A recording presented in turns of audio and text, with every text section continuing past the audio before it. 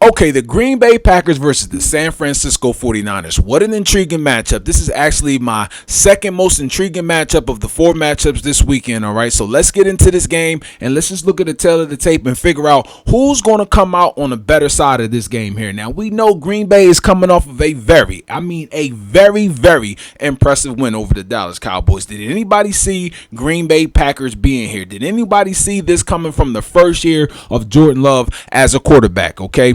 Jordan Love, in his first half of the season, he kind of struggled to find his way. But during the last part of the season, okay, for probably about the last 10 games of the season, was there a hotter quarterback in the league than Jordan Love? I will tell you, you will be hard-pressed to find another quarterback hotter than Jordan Love. Jordan Love had 32 touchdowns on the season, and Jordan Love now leads the postseason along with C.J. Stroud with 3 touchdowns thrown after his first NFC wildcard game, all right? Now, let's go into the tail of the tape so we can break this matchup down, okay, a little bit more properly, all right? Now, when it comes to the Green Bay Packers and the San Francisco 49ers, all right, if we just take a look at what ESPN thinks, all right, the San Francisco 49ers have a 80% chance of winning this game, okay? So you're telling me that Matt LaFleur, the Green Bay Packers, and Jordan Love only have a 20% chance of winning this game after they went into Jerry World and absolutely mud stomped the Dallas Cowboys. I mean, in a game that wasn't even close. Now, nobody expected the Green Bay Packers to be here, granted, all right? I didn't expect them to be here. If you're watching this video and you're not a Green Bay Packers fan, you probably didn't expect them to be here. Even if you didn't believe in the Dallas Cowboys, even if you didn't believe in Dak Prescott, I mean, it was very, very daunting for them to be able to go down to Texas and do what they did, or even to come out with a win by 3 points, and they came out with a win by a good margin, and they blew the Dallas Cowboys out, all right? Let's get into the tail of the tape here and see what's going on, okay? So we got the Green Bay Packers and we have the San Francisco 49ers. All right, so let's break this matchup down. Let's start at quarterback, all right? If you ask me, I think the quarterback is a push here. You got Jordan Love, you got Brock Purdy. I mean, Brock Purdy hasn't done anything just quite yet for me to give him the credit that a lot of people want him to get. This is a guy who started for 1 year. Yes, he had a pretty good season, and then he had a good playoff run. But let's just keep it real. In the playoff game against the Dallas Cowboys last year, Brock Purdy did not have a great game. The San Francisco 49ers, in fact, did not have a great game. They just played better than Dallas, who just did not show up in the way that they should have. Whatever psychological advantage that they may have over that team, it showed in that game, all right? Then they played the Philadelphia Eagles last year, and we all know what happened to Brock Purdy. So for the San Francisco 49ers, it is strictly about getting back to this moment and winning this football game. But what I've seen from Jordan Love this year, Jordan Love is the more talented quarterback. Now, listen, Cam Newton said that Brock Purdy was a game manager, not a game changer, and I think that he was right about that. We're going to see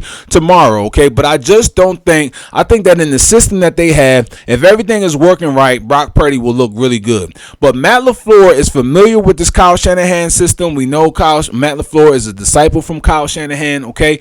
And we understand that if Matt LaFleur is able to prevent some of the things that they would want to do, if the Green Bay Packers are able to stymie some of that run game, we're going to have to try to see Brock Purdy make plays. We're going to have to try to see him extend plays, okay, and throw from different arm positions that he might not be used to throwing from. And I just haven't seen that from Brock Purdy. Yeah, Brock Purdy is smooth, all right, but what Jordan Love showed me, not just in last game, okay, I've watched Jordan Love this entire season, all right, and I don't want to say that Jordan Love is Aaron Rodgers-esque, okay, but you can't lie and say that when you watched the game last week, okay, because a lot of us haven't watched Jordan Love or the Green Bay Packers throughout the regular season, but if you watch that game, how often did Jordan Love remind you of Aaron Rodgers?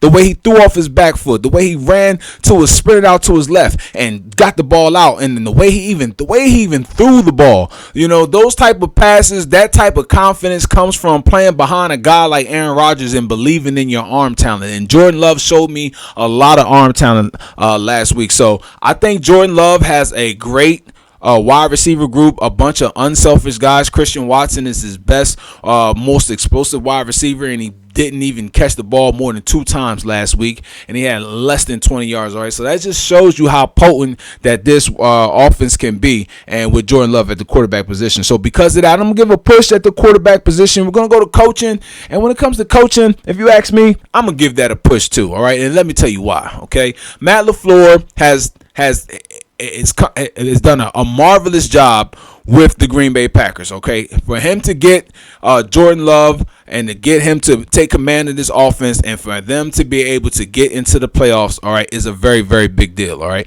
Matt LaFleur also has been here before. Okay, he's coached with Aaron Rodgers. He's been to a couple different divisional rounds. He's been to an NFC Championship game. All right, well, didn't wind up winning that. Obviously, we all know that Aaron Rodgers hadn't been back to a Super Bowl in a very long time.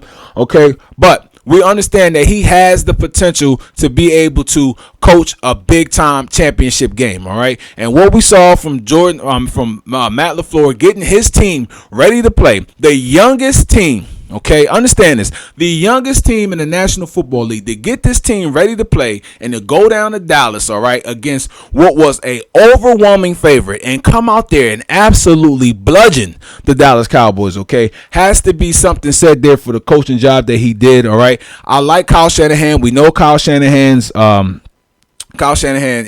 a 64-51 regular season coach. Okay, that's a 55% winning average. So that doesn't jump off the page as you as a great coach. I think Kyle Shanahan gets labeled as this great coach because of some of the different offenses, the different motions and things like that. Okay, but San Francisco, for the longest time, the beacon of this team has been their defense. All right, it's been the defense, the defense, the defense. Although yes, they do some nice things on offense. All right, but it has been about the defense. Okay, Kyle Shanahan 6-3 in the postseason though. Okay, so that's better than 55%. So we'll see how this game goes. I think it's going to be a tough game. I like what I saw from the Green Bay Packers. It looked like they self-scouted themselves. They changed up some of their routes, made the Cowboys think they were doing this, and they did something else. And I can tell that they really, really looked over the Dallas Cowboys film, and they knew exactly what they wanted to do. All right. And so unless Kyle Shanahan can come out there and really self-scout himself and really change some things up, and he may have done that. All right. But if he hasn't done that, give me Matt LaFleur in a very, you know what? I'm going to call it a push. Okay. We're going to say coaching is a push. All right. Let's go to offense. Offensively. Now, there's no doubt offensively that San Francisco 49ers, okay, have the advantage here. All right, I know what we've seen from Jordan Love and the Green Bay Packers. Trust me, I do, okay? But let's not have recency bias here, okay? Now, there is some recency bias, obviously, okay, from the things that I've said, acknowledging some of the things that I have acknowledged. But let's just keep it a buck here, okay? Offensively, you're talking Christian McCaffrey, you're talking Deebo Samuels, you're talking Brandon Ayuk, you're talking George Kittle, you're talking Brock Purdy, okay? You're talking Trent Williams and the rest of that offensive line out there, all right?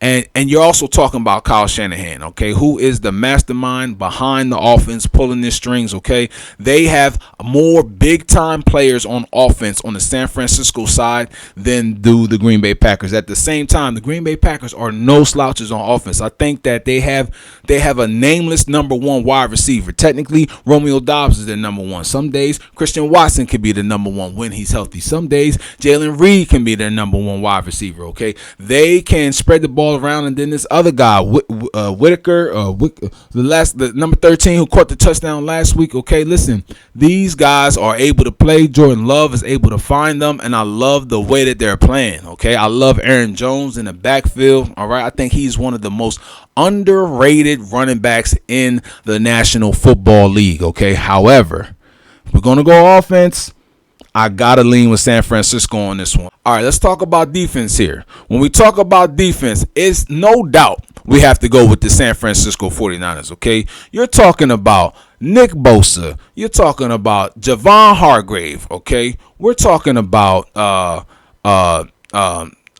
my man Young on the other side, okay? We're talking about Armstead on the inside, All right, we're talking about the cornerbacks that they have. We're talking about Warner. We're talking about Greenlaw. Okay, these are great players on the D line, in the linebacker. We already know the front seven for the San Francisco 49ers is all world. Okay, the Green Bay Packers are going to have a very daunting task going up against this San Francisco 49ers defense. But what I will say is this, okay, while the San Francisco 49ers defense don't have any cornerbacks playing linebackers like the Dallas Cowboys do, they are an explosive defense, and we've seen that they've been able to rush the passer and they've been able to get in there and stop the run. But Green Bay did a very nice job against that. But I do think that when you look at the Green Bay defense, all right, they've been average at best all season. Okay, average at best. They've struggled from time to time, all right, but I do think that they do have some pieces. They have some pass rushers on that defensive line.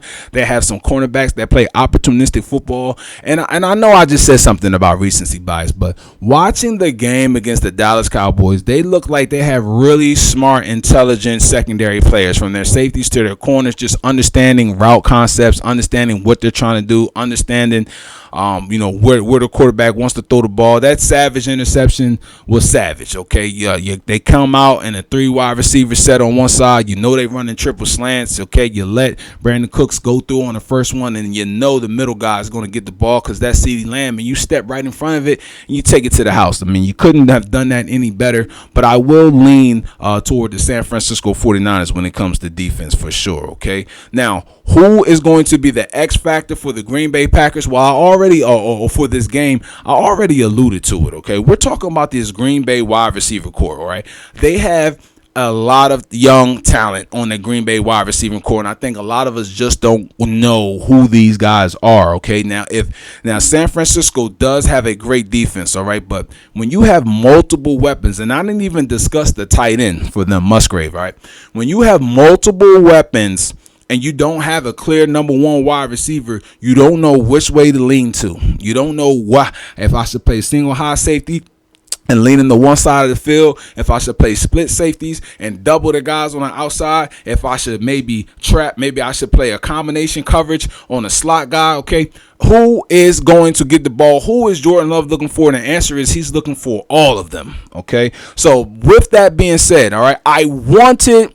to try to find a way to pick the Green Bay Packers to win this football game. Believe me, I did, all right? You see, I got the Eagles paraphernalia behind me. I am not a San Francisco 49ers fan, but I'm not a hater, all right? However, and I'm going to show you how much I'm not a hater, I think that with all things being said, I think this is just a really tough matchup and a really tall task for the Green Bay Packers to come into San Francisco and beat the 49ers, okay? So I like the 49ers to win in this game. I like it to be a much closer game.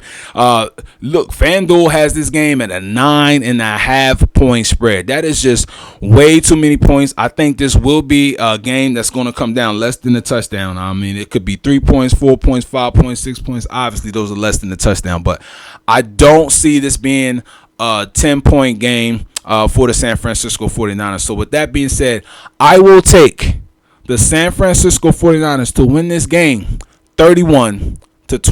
All right. Sorry, Green Bay Packers fans. You've had a great season. All right. Look forward to having things get back started next year, and look forward to actually competing for your division and winning that, because I think you got a chance. This has been your boy TK, the official. All right. This is TK Sports Talk. I believe that the Green Bay Packers will lose, unfortunately, to the San Francisco 49ers by a score of 31-28.